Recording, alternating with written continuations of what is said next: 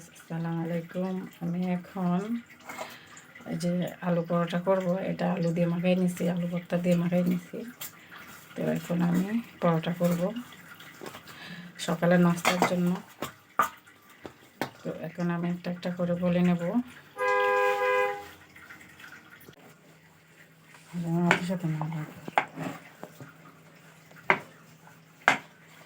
আলু পরোটা তেল দিয়ে ভাজবো।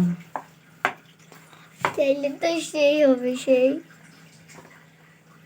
আসলে আলু ভর্তা রয়েছে, খাইছে না কেউ। এই ভর্তাটা দিয়া পরোটা বানিয়ে দিতেছে।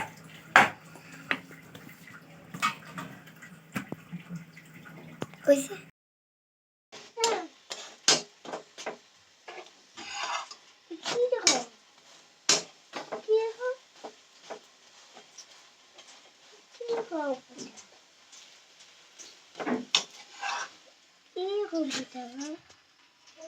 আম্মু, তুমি কি পরোটা বানাচ্ছ? এই তো আলু পরোটা।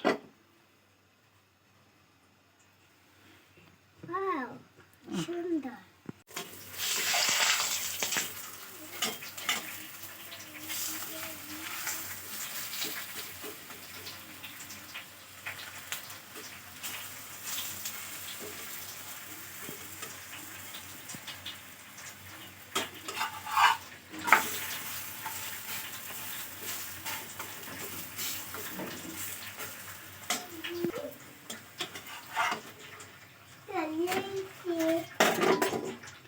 এই যে আমার আলু পরোটা হয়ে গেছে।